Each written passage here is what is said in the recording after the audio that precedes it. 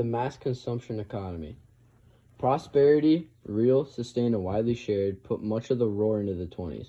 The economy kicked off its war harness in 1919, faltered a few steps in the recession of 1920 to 21, and then sprinted forward for nearly 7 years. Both the recent War and Treasury Secretary Andrew Mellon's tax policy favored the rapid expansion of capital investment.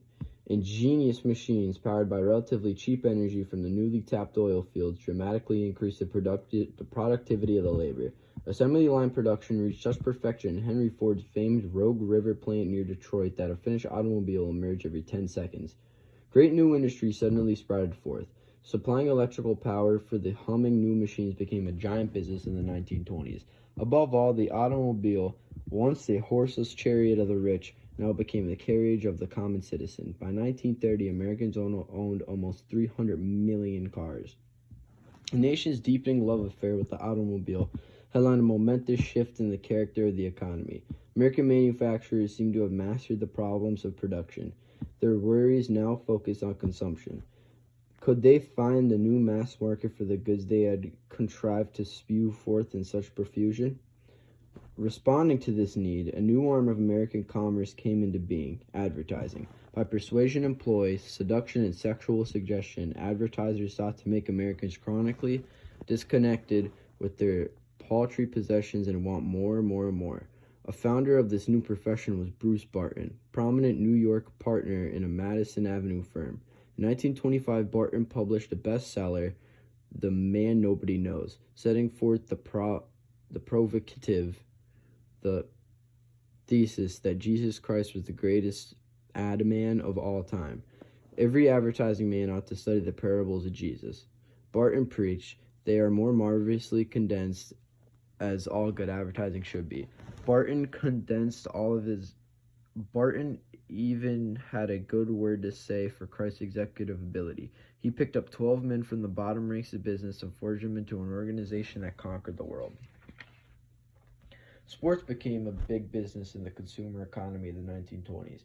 Ballyhooed by the image makers, home run heroes like Babe Ruth were far better known than most statesmen.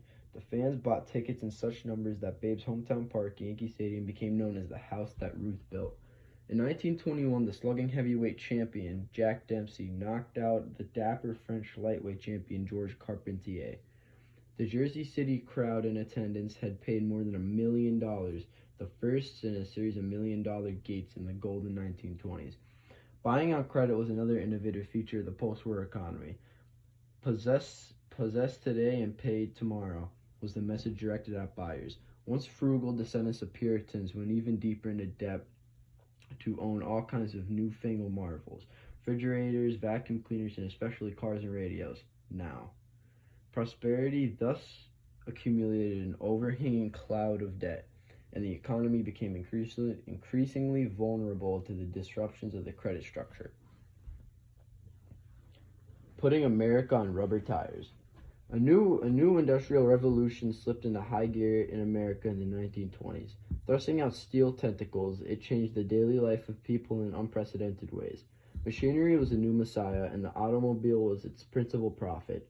Of all the inventions of the era, the automobile cut the deepest track. It heralded an amazing new industrial system based on assembly line methods and mass production techniques.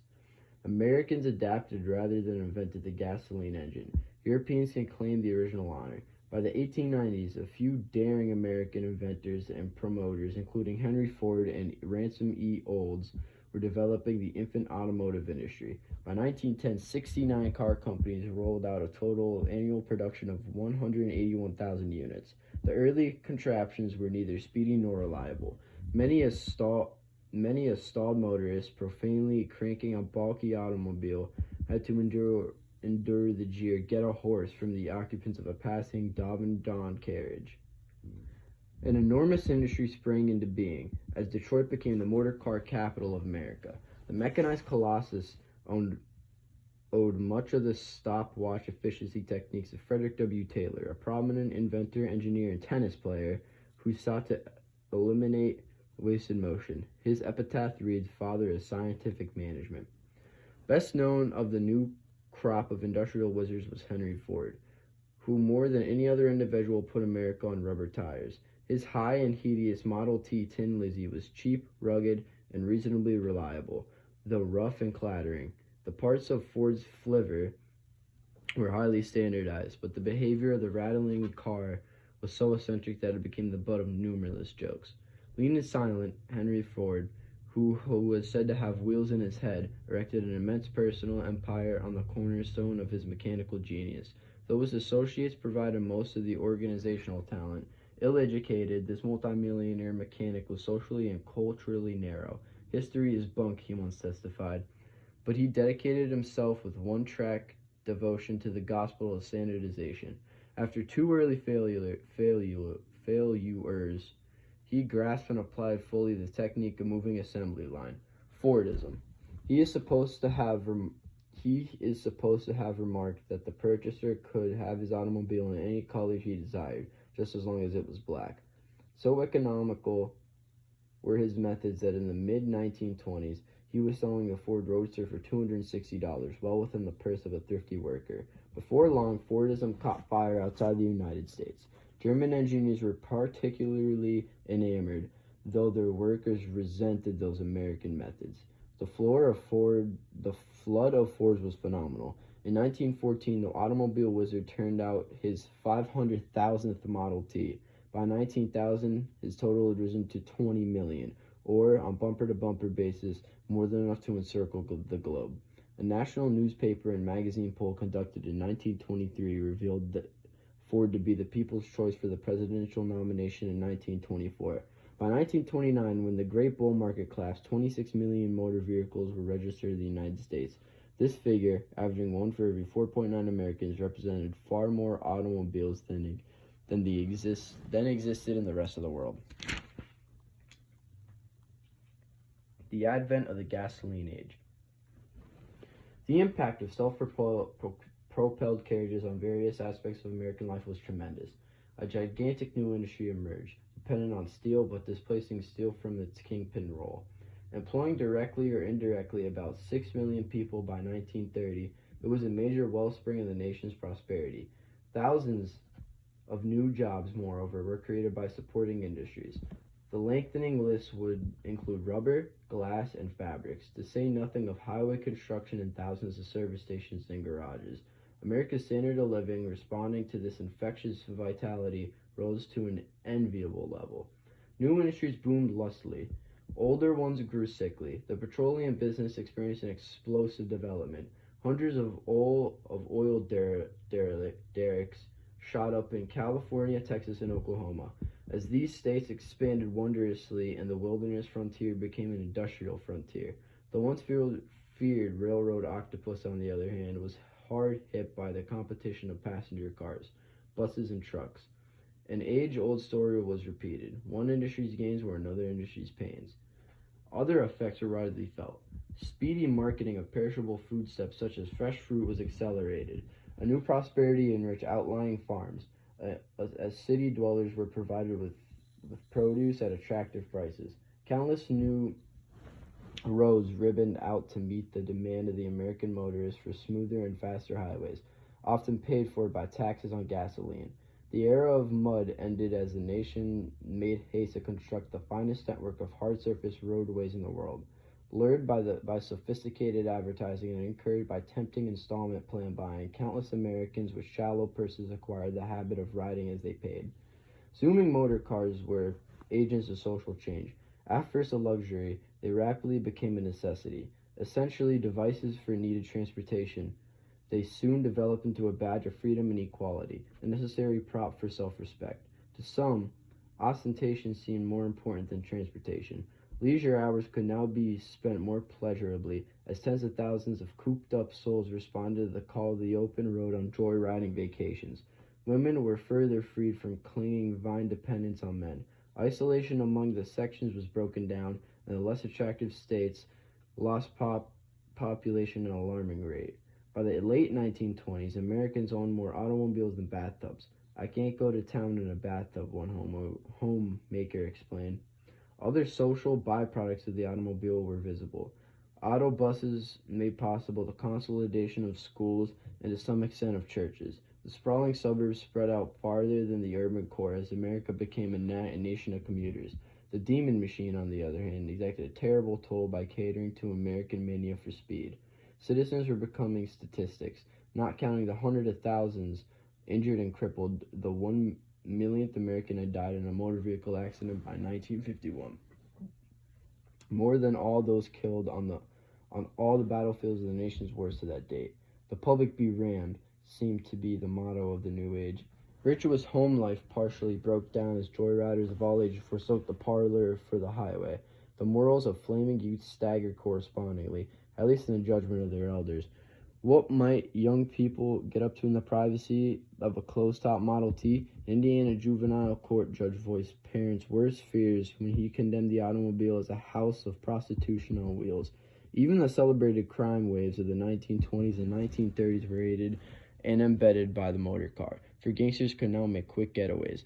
Yet no sane American would plead for a return to the old horse and buggy, complete with fly-breeding manure. The automobile contributed notably to the improved air and environmental quality, despite its later notoriety as a polluter.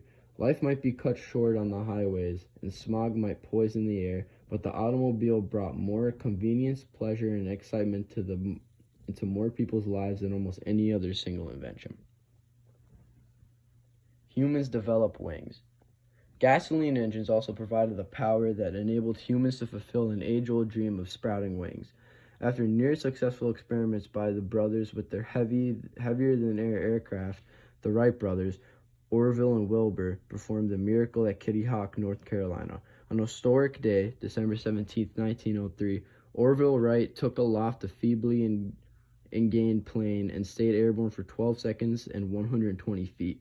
Thus, the air age was launched by two obscure bicycle repairmen. As aviation gradually got off the ground, the world slowly shrank.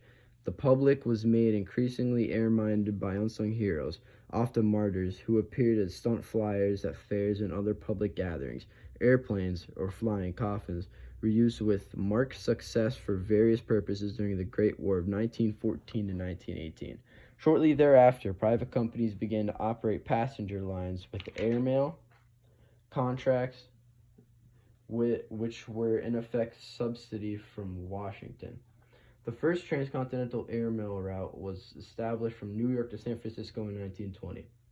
In 1927, modest and skillful Charles A. Lindbergh, the so-called Flying Fool, electrified the world with the first solo west-to-east conquest of the Atlantic. Seeking a prize of $25,000, the lanky stunt flyer courageously piloted his single-engine plane, the Spirit of St. Louis, from New York to Paris in a grueling 33 hours and 39 minutes.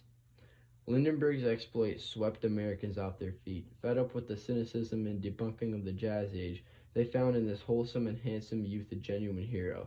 They clasped the soaring Lone Eagle to their hearts much more warmly than the bashful young man desired. Lucky Lindy received an uproarious welcome in the Hero Canyon of Lower Broadway, as 1,800 tons of ticker tape and other improvised confetti showered upon him.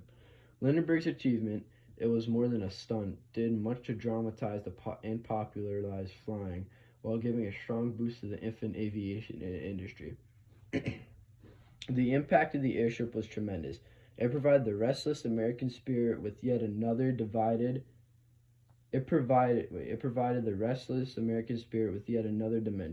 At the same time, it gave birth to a giant new industry. Unfortunately, the accident rate in the pioneer stage of aviation was high, though hardly more so than on the early railroads. But by the 1930s and 1940s, travel by air on regularly scheduled airlines was significantly safer than on many overcrowded highways. Humanity's new wings also increased the tempo of an already breathless civilization. The floundering railroad received another setback through the loss of passengers and mail. A lethal new weapon was given to the gods of war, and with the coming of city-busting aerial bombs, people could well debate whether the conquest of the air was a blessing or a curse. The Atlantic Ocean was shriveling to about the size of the Aegean Sea in the days of Socrates, while isolation behind ocean walls was becoming a bygone dream.